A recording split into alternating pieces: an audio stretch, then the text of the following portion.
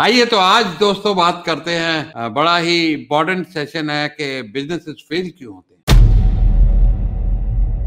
10 में से 7 business 70% businesses 10 साल के अंदर फेल हो जाते हैं। वर्ल्ड वाइड डेटा है। कोई तो वजह ऐसी कॉमन होंगी जो ऐसा होता है, और उन वजहों पे गौर डाला। मैंने देखा कि क्या वजह, बहुत सालों से स्टडी कर रहा हूँ क्यों बिजनेस फेल हुए। मेरे भी कुछ बिजनेस फेल हुए, उन सबको मिला के बिजनेस फेल क्यों होते हैं। तो आइए उन पे गौर करते हैं कि बिजनेस फेल क्यों होते हैं। लेकिन एक बात मैं इसमें कहना चाहूंगा, पहले 20 बार फेल हो जाए बिजनेस, अगर आप 21वीं बार कामयाब हो जाते हैं तो दैट मीन्स आप फेल नहीं हुए, आपका बिजनेस फेल नहीं हुआ। हेनरी फोर्ड का दो बिजनेस फेल हुए थे पहले ऑटोमोबाइल में ही, उसके बाद कामयाबी मिली। तो आप कितनी बार भी फेल हो जाएं, अगर आप फिर उठते हैं और कामयाब होते हैं तो फेल नहीं है वो फेलियर नहीं है। उससे लर्निंग करके आप दोबारा खड़े हो सकते हैं। नंबर 1 है बिजनेस क्यों फेल होता है, वैल्यू नहीं देते ग्राहक को। लोग समझ रहे हैं बहुत वैल्यू दे रहे हैं, आप समझ रहे हैं जो आपको अच्छा लग रहा है आप दे रहे हैं। अरे ग्राहक को मिल रहा है कि नहीं मिल रहा वैल्यू, ये कभी देखा है? ग्राहक पलट के नहीं आ रहा आपसे काम करने, ग्राहक आपको 10 रेफरल नहीं दे रहा है, माना आपके वैल्यू सिस्टम में कमी है। या तो वो ग्राहक आपका था ही नहीं, या आपने जो भी डिलीवरी की उसमें वैल्यू नहीं थी। और मैं तो समझता हूं 10 गुना वैल्यू दो। मेरे जितने कोचिंग और ट्रेनिंग के लोग हैं, पार्टिसिपेंट्स हैं, मैं भरे बाजार में ठोक के कहता हूं, सीना ठोक के कहता हूं कि मैं 10 गुना वैल्यू देता हूं, दिल से देता हूं। लोग अपना नंबर नहीं देते, कोचेज और ट्रेनर बाजार में चले जाओ आप, हजारों भरे पड़े हैं, कभी भी अपना नंबर, फोन नंबर नहीं देंगे। मेरा नंबर यहां स्क्रीन पे चल रहा है। तो वैल्यू देने में कमी रह जाती है, बिजनेस फेल हो जाता है। धीरे धीरे धीरे धीरे करके ग्राहक चलते चले जाते हैं। तो वैल्यू जरूर देनी है और क्लाइंट की रिस्पेक्ट करनी है। हमारे यहाँ तो कहते हैं ग्राहक भगवान होता है। जो ग्राहक आपको ठीक से पैसे दे रहा है, टाइम पर पैसे दे रहा है, काम दे रहा है, वो तो डेफिनेटली भगवान है। आपका घर उससे चल रहा है, आपके बच्चों की एजुकेशन उससे चल रही है, आपके एम्प्लॉयज की सैलरीज उससे निकल रही है। नंबर 2 है टारगेट ऑडियंस से कनेक्ट होना। अगर कस्टमर के पेन पॉइंट आपको समझ ही नहीं आ रहे हैं, भाई जरूरत क्या है, आप बेच रहे हैं लेडीज के कपड़े और एडवर्टाइजमेंट कर रहे हैं बच्चों में, कहां चलने वाला है। तो टारगेट ऑडियंस, बायर्स पर्सोना जिसको मार्केटियर बोलते हैं, उसको शुरू में डिफाइन कर लेना बहुत ज्यादा जरूरी है। अगर वहां कमी रह जाती है तो मार्केटिंग में काम ही नहीं आगे बढ़ता। लीड नहीं आएंगी, कन्वर्ट नहीं होगा, लीड नहीं आएंगी, कन्वर्ट नहीं होगा, और बिजनेस धीरे धीरे सिंक होता चला जाएगा। नेक्स्ट है आपकी लीड जनरेशन हो गई, सब कुछ हो रहा है, कन्वर्जन नहीं हो रही है, पाइपलाइन नहीं है कंटिन्यूस, कि हमेशा ग्राहक एक के बाद एक लाइन लगी पड़ी है। देखिए कुछ ना कुछ ग्राहक साल में, आप अगर पब्लिक कंपनी के शेयर मार्केट में आप रिजल्ट ध्यान से देखिएगा, उसमें इन्फोसिस का मुझे याद आता है कि इस साल में 45 नए ग्राहक आए, 4 गए, नेट ग्रोथ 41 की हुई। Always have a good pipeline of client and conversion. Mastery कीजिए। मेरा सेल्स का जिन्होंने कोर्स किया, 20-20, 50-50 करोड़ के बिजनेस क्लोज किए। एक सेल्स फनल बनी रहनी चाहिए, जिसको मैं पाइपलाइन कहता हूं। यहां से 24 लोगों ने YouTube प्रोग्राम से मेरा 4 दिन का प्रोग्राम ज्वाइन किया है, ट्रिपल योर प्रॉफिट। ये फनल है। तो सेल्स फनल अपनी बना के रखें। जैसे मेरा YouTube एक फनल है, फिर मैं ये 4 दिन का जो वेबिनार कर रहा हूं वो एक फनल है। Up to people go up to pay me 1 lakh रुपये मंथ, हफ्ते हफ्ते की कोचिंग के हैं, डिफरेंट डिफरेंट लेवल के प्रोग्राम है, जिनका जैसा बजट हो वैसा प्रोग्राम है, हर एक के लिए प्रोग्राम है मेरे पास। Lack of authenticity and transparency. ऐसे ऐसे बाजार में कोचेज और ट्रेनर हैं, जिंदगी में कुछ किया ही नहीं, 4 किताबें पढ़ी, कोच और ट्रेनर बन गए, वो बेचने में लगे हुए हैं, आपका फायदा हो या नहीं हो। हमने खर्चे 3 लाख रुपए ट्रेन द ट्रेनर पे। भाई 4 दिन का कोर्स था मुंबई में, आगे किसी ने पूछा ही नहीं क्या होता है। गैलअप किया, 4 लाख सर्टिफिकेशन का दिया। अच्छे हैं कोर्सेज में, कोई कमी नहीं है, लेकिन कोई हैंड होल्डिंग नहीं है। बेच के चले जाते हैं बस, छुट्टी, आपके साथ जो होना हो।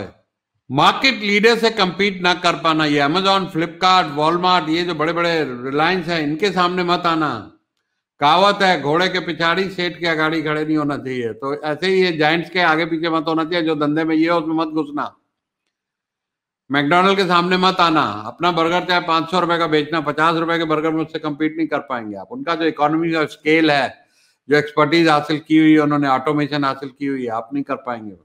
तो मार्केट लीडर्स जो हैं, जो जायंट्स हैं, इनसे पंगा मत लेना दोस्तों। उनके आगे आगे मत आना। Don't get into that business.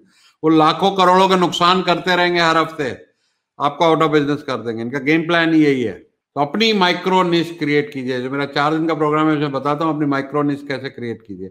You don't have to compete on price and this thing, you can sell expensive. आप महंगी चीजें बेच सकते हैं अपनी माइक्रो निश बना के। नेक्स्ट है दोस्तों, अपने खर्चों पे कंट्रोल ना होना। हमारा जब बिजनेस फेल हुआ था, एक बड़ा रीजन था हमारे खर्चे बड़े हो गए थे। 50 लाख रुपए महीने के खर्चे हो गए थे। 11 गाड़ियां हमने मैनेजर्स को दी हुई थी। तो कंट्रोल ना होना एक्सपेंसेस पे, ये एक बहुत बड़ी वजह बन जाती है। नारायण मूर्ति साहब कहते हैं कि अगर आप अच्छे टाइम में अपने खर्चे कंट्रोल में रखते हैं, ऑर्गेनाइजेशन को लीन और मीन बनाते हैं, तो बुरे टाइम में आप सर्वाइव कर जाएंगे। बड़े खर्चे वाला सबसे पहले डूबता है। लीडरशिप की कमी, आप एज ए लीडर अगर एक brave face, positive face, strategy, staff को लीड करना by example, you walk the talk. अगर आप एक अच्छे इफेक्टिव लीडर हैं, कैरिस्मेटिक लीडर हैं, आपकी टीम आपको फॉलो करेगी। आपका आपका आपका मैं कभी पीछे कोचिंग के लिए साहब है, उनकी कंपनी में टोटल डिमोरलाइज टीम, सेल्स वाले डिमोरलाइज, अकाउंट्स वाले डिमोरलाइज। तो leader can not be.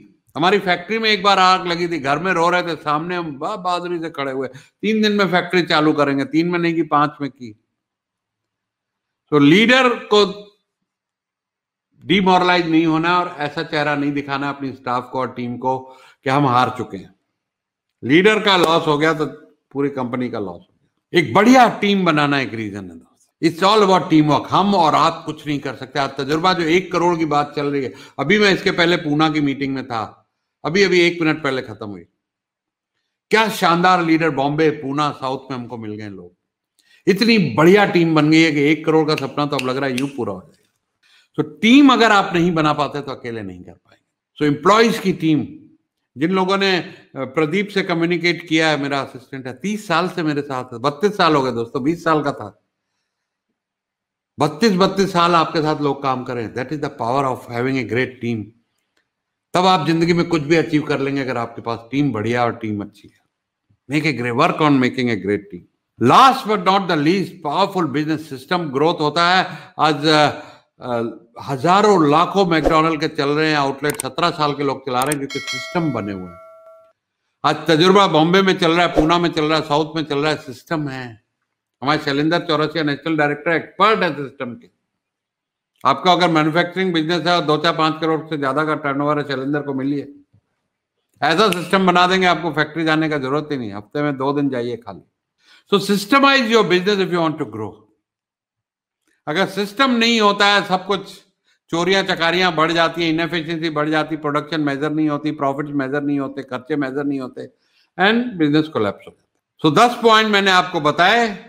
Value देना, target audience, convergence, sales funnel, authenticity and transparency, market leaders से कंपीट नहीं कीजिएगा, खर्चे कंट्रोल, लीडरशिप, बढ़िया टीम और सिस्टमाइज योर बिजनेस।